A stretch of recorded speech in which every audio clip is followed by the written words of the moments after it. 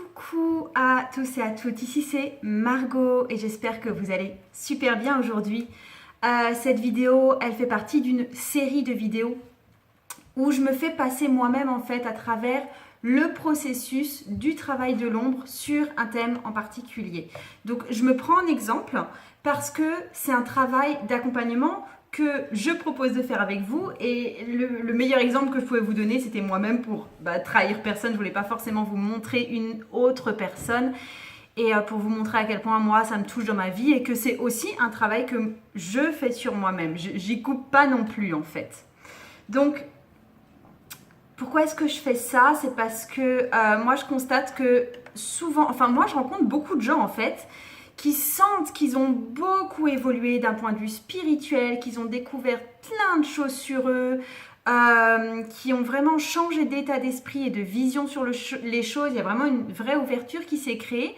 Mais par contre, leur réalité extérieure, je parle des finances, je parle du boulot, je parle du couple, ça suit que dalle, quoi. Et du coup, moi, je me rends compte qu'elles ne sont pas alignées à un niveau énergétique avec cette nouvelle réalité qu'elles aimeraient créer. Il y a quand même un décalage qui est trop grand parce qu'il y a une énorme différence entre ce que vous voulez, ce que vous pensez, ce que vous ressentez et tout simplement qui vous êtes, comment vous vibrez et ce que vous attirez à vous. Dans l'un des rendez-vous de mon programme, donc Mon ombre en lumière, j'aborde les questions des libérations ancestrales. Donc en fait, les libérations qui ont un lien avec vos ancêtres.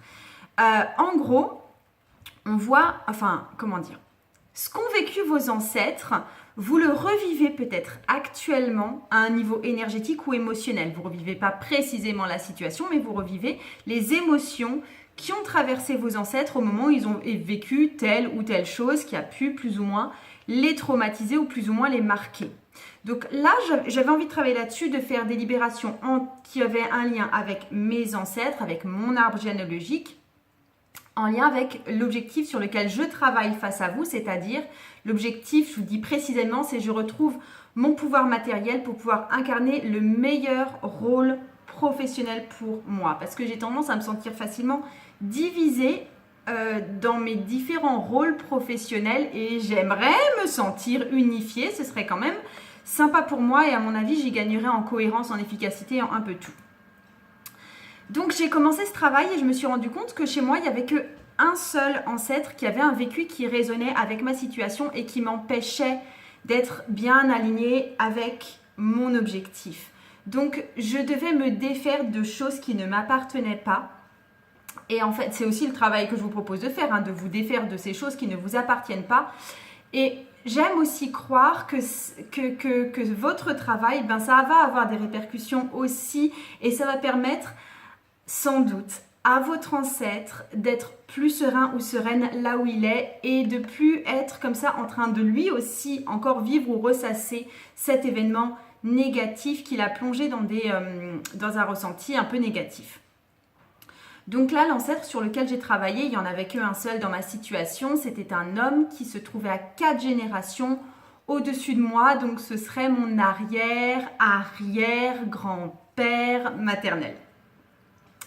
Donc je vais vous dire un petit peu les émotions et les croyances que j'ai dû lui libérer en lien avec cette personne, pour lui comme pour moi en fait. Je vais vous dire quel impact ça avait dans ma situation actuelle. Donc déjà, il y avait la croyance que je ne suis pas spéciale. Et effectivement, je me pose la question des fois de comment est-ce que je peux incarner un rôle de guide spirituel ou de tarologue ou de personne qui travaille avec les énergies si j'ai pas de don extra-lucide. Parce que honnêtement, là, je ne suis pas quelqu'un qui est médium, je ne vois pas l'avenir, je ne suis pas magnétiseuse, etc. Ce qu'il y a chez moi, c'est que j'ai juste mon background psychologique, j'ai également une grosse intuition, j'ai une grande capacité à m'ouvrir, j'ai une grande capacité à apprendre, je me connecte très facilement aux archétypes tarologiques, j'ai une grande capacité à approfondir tout ce qui est historique et à me connecter vraiment intuitivement avec, ce qui fait que le tarot pour moi c'est quelque chose qui est juste naturel, en fait ça devient une extension de ma propre intuition. Donc il y a ça qui existe, mais en dehors de ça, oui, je ne vois pas l'avenir et je n'ai pas des dons extra-lucides. Donc En gros, j'ai tendance à te dire, mais merde, je suis pas spéciale parce que moi, tout ce que je fais, eh ben, je crois que tout le monde peut le faire.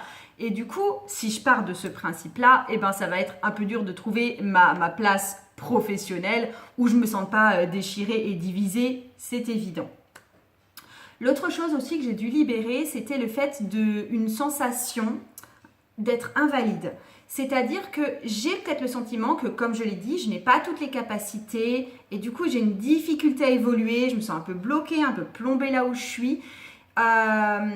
Donc, c'est vraiment une sensation que j'ai chez moi, mais je me rends aussi compte, et je me suis rendu compte en le travaillant, que ce sentiment d'invalidité, effectivement, je le porte, mais pour le coup, ça appartient vraiment à quelqu'un d'autre. J'ai rien dans ma vie autour de moi qui me permet de développer ce sentiment d'invalidité. C'est vraiment quelque chose qui est né d'une autre génération. Ensuite, en termes de libération, il y avait plusieurs éléments qui étaient liés à la peur d'évoluer et à la peur qui sont liés pas à une évolution future, mais au changement que je mettais actuellement en place dans ma vie. Alors, il y avait tout simplement le sentiment d'être complètement terrifiée parce que j'avais cette idée de perdre tout ce que j'ai construit, toute ma clientèle, si jamais j'évoluais et si jamais je faisais évoluer mes services. Donc là, c'est plus que de la peur, c'est vraiment une terreur. Autre chose à libérer, c'était une sensation que ma situation allait en s'aggravant et ne pouvait aller d'ailleurs qu'en s'aggravant. C'est-à-dire que j'ai pris des décisions dernièrement qui ont fait que j'ai eu presque plus de patientèle en thérapie conjugale et pas encore une clientèle assez solide pour tout ce qui était les activités spirituelles. Alors avant, je me sentais certes déchirée, dédoublée, mais à présent, ma situation, elle s'aggrave et j'ai vraiment l'impression qu'elle s'aggrave encore plus parce qu'en plus, j'ai moins de clientèle. Après, mon esprit logique me dit que je le savais, c'était prévu, c'était anticipé. De toute façon, j'avais envisagé un changement de travailler, j'avais envisagé un changement de tarif, j'avais prévu de travailler avec moins de monde. Mais il y a une grande différence entre avoir prévu tout ça sur le papier, avoir bien fait mon plan et le vivre en vrai. Où je me dis, oh, mince, il y a quand même moins de monde, donc ma situation est beaucoup plus grave et donc plus rien ne va plus en gros. Et encore une chose que j'ai dû libérer, c'était un sentiment d'être prisonnière, c'est-à-dire, mais ça je vous l'ai déjà soulevé, mais ça a rejailli ici avec pas mal de force, c'est que je me sens peut-être un peu prisonnière de mon rôle de thérapeute conjugale, que je me dis que j'ai pas le droit de changer, pouf, comme ça, c'est pas permis, interdit, et que c'est un statut qui est protégé, mais comme tout ce qui est protégé, ça offre aussi un espace assez restreint, assez réduit et qui nous empêche d'évoluer vraiment comme on le souhaite et en rythme où on le souhaite. Donc ça faisait quand même pas mal de choses. Et puis au niveau de mon ancêtre, qu'est-ce que ça a donné? Pourquoi est-ce que lui aussi a vécu ces sentiments de se sentir un peu prisonnier, de sentir qu'une situation s'aggrave, de terreur, de se sentir... Il y avait un sentiment d'invalidité, une croyance de je suis pas spécial, etc. En fait, je me suis rendu compte que cet homme-là, c'était le fils d'un homme qui avait fait la guerre franco-prusse, il était français, et que son père, du coup, avait été invalidé. Alors, je ne sais pas du tout comment il a été invalidé. Dans mon esprit, ce n'est pas quelque chose d'hyper grave au niveau physique. Je veux dire, il n'était pas, par exemple, complètement alité tout le temps. Je ne sais pas s'il a perdu un membre. Je ne sais pas s'il a été invalidé simplement au niveau financier, vu qu'il y a eu une grande récession en France suite à cette guerre franco-prusse. Je ne sais pas, peut-être qu'il a perdu un commerce et que c'est invalidant de perdre un commerce. J'en sais rien, mais du coup, moi, mon ancêtre, celui avec qui j'ai des liens libérés, il avait terriblement peur d'être recruté pour la guerre de 14. C'était vraiment terrifiant, au point où il en est même apparemment devenu violent. Il y avait une grosse violence sous-jacente tellement il était terrifié. Il faut aussi savoir que l'âge le plus probable auquel où il a senti toutes ces émotions-là, c'était vers 46 ans. Donc, en gros, il aurait eu 46 ans au début de la guerre de 14. Et donc, je pense honnêtement qu'il était trop vieux pour faire partie des appelés, donc des premiers appelés en tout cas, et donc il n'y avait pas de grande chance qu'il aille combattre à ce moment-là. Donc c'était une peur complètement irraisonnable, irraisonnée, qui a tout colonisé dans sa vie, enfin vraiment qui a été très explosif pour lui et qui a pas mal un peu ravagé aussi sa vie de famille à l'époque, parce que Il avait lui-même vécu avec un père traumatisé par la guerre et invalidé par la guerre précédente. Et donc moi, il y a tout ça que je me porte et que quelque part, quand je me dis que je vais évoluer, bah, c'est comme si on me forçait à aller à la guerre, quoi. Et que, sérieux, vaut mieux rester planqué, quoi. Donc, ouais, ça faisait un bon gros morceau à libérer, ça faisait un bon gros morceau à digérer aussi. Et à partir de là, j'ai dû travailler avec de nouvelles énergies pour créer justement une nouvelle réalité énergétique pour moi à partir de là. Alors attendez, hop, elle est là, je me la suis accrochée ici. J'ai travaillé du coup avec de nouveau ma carte du pape que je vous ai montrée. Elle fait partie de Lines Rider Tarot, celle-là. Donc il y avait quoi comme énergie que j'ai travaillé en cheminant avec le pape et en cheminant aussi, tout ça c'est des choses que je travaille énormément au pendule. Une énergie du souvenir, c'est-à-dire que je dois garder en tête que ma clientèle principale ces temps-ci, elle me vient du monde du tarot, du monde tarologique. C'est vraiment des gens que je fréquente partout où je vais.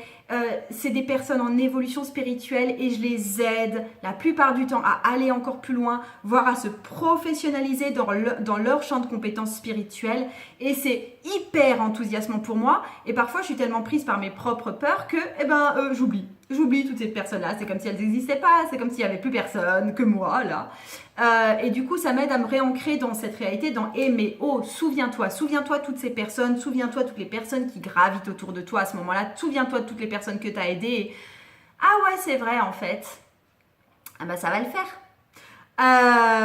Deuxième chose, c'était une énergie qui est plus de l'ordre de la conscience, de la connaissance, d'être averti, d'être connecté.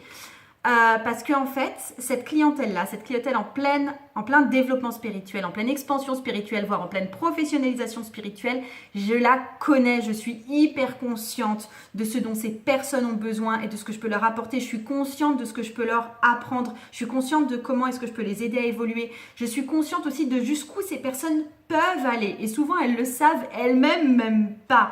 Donc, de prendre conscience de vraiment tout ce savoir que j'ai et que je peux transmettre et voilà, ce truc d'accompagnement que je peux développer, en prendre pleinement conscience à l'intérieur de moi. Et ensuite, il y avait aussi une énergie de convenir, en fait. En gros, d'avoir ce service qui colle vraiment à ce type de clientèle, de pouvoir être au service parce que je conviens à ce type de clientèle et j'ai vraiment ce qu'il faut pour elle. Donc, j'ai été étonnée honnêtement moi de voir qu'il n'y avait qu'un seul ancêtre avec qui je partageais des peurs qui m'empêchaient d'avoir une identité professionnelle complètement assumée et surtout complètement unifiée. Souvent, on se retrouve avec plus 2 ou 3 ancêtres avec lesquels on a des choses à libérer. Donc, ce sera sans doute le cas pour vous si vous faites ce travail. Honnêtement, ça a été un gros pas pour moi à travailler. Ça a été un gros morceau celui-là. C'est un gros pas aussi de vous raconter tout ça, de rendre du coup cette histoire publique, de rendre certaines de mes croyances publiques, parce que là on parle bien de mes croyances également. Donc ce type de travail, il est bien sûr inclus dans mon accompagnement, mon ombre en lumière. Mon but là, c'est vraiment de vous défaire des croyances et des émotions qui ne sont même pas vraiment les vôtres, mais que vous revivez quand même, pour pouvoir être du coup aligné complètement avec votre objectif, quel qu'il soit. Donc, c'est un accompagnement sur 12 semaines. Je m'engage vraiment à vos côtés à réellement vous transformer de l'intérieur pour que votre vie extérieure évolue dans le concret. Mon axe de travail, c'est vraiment d'ancrer les choses dans le concret, que ça bouge vraiment pour vous et pas d'atteindre une espèce de lumière transcendante ou quelque chose comme ça. Je veux que ce soit vraiment concret comme travail. Et la première étape que vous avez à faire, si vous voulez faire ce travail avec moi, c'est un entretien de 30 minutes avec moi pour voir si ce que je propose, ça correspond à votre problématique. Et puis moi aussi, j'ai envie de faire connaissance avec vous avant. Donc je vous mets le lien en dessous, il n'y a pas de souci avec ça. Et j'ai super hâte de vous parler et je vous embrasse bien fort.